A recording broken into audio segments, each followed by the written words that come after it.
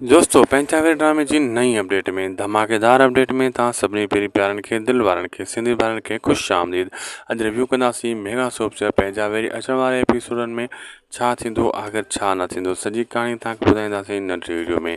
हिन खे आख़िर ताईं ॾिसंदा थी सघे असांजे हिन यूट्यूब चैनल उदासी टीवी खे ज़रूरु सब्सक्राइब लाइक शेयर करे छॾींदा। हीअ तव्हांजो पंहिंजो चैनल आहे। हलूं था अॼु जी बेहतरीन अपडेट की तरफ। दरअसल दोस्तों जी तव्हां ॾिसी रहिया आहियो त कीअं न जाबर वारा भॼ भॼा लॻी पई आहे। उनजे पोयां सांवल ऐं चाकर ऐं उनजा माण्हू वटि पंहिंजा लायूं वेठा आहिनि।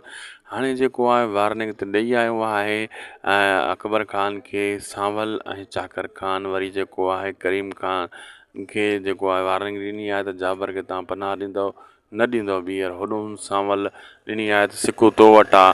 अहिड़े हिसाब सां दोस्तों मां ॿुधाईंदो हलां त हाणे सांवल बाहि ॿारींदो शेरल ऐं मुराद वारनि जे लाइ ऐं रुंडे वारनि जे लाइ। इन जे करे हीअ पंहिंजी पूरी तयारी करण जी कोशिश में लॻा पिया आहिनि ऐं इन्हनि जी इहा कोशिशि आहे त सांवल खे हिकु भरपूर जवाबु ॾिनो वञे। बहरहाल दोस्तों अचण वारे एपिसोडनि में कारा अछा सभु खीर खंड थी ज़ाहिर थींदा। अगरि अपडेट सुठी लॻी त महिरबानी करे असांजे हिन यूट्यूब चैनल उदासी टीवी खे ज़रूरु सब्सक्राइब लाइक शेयर कंदा। तव्हां सां मिलंदासीं कंहिं ॿिए वीडियो में। तेसीं ताईं ॾींदा इजाज़त। अल्लाह हाफ़िज़।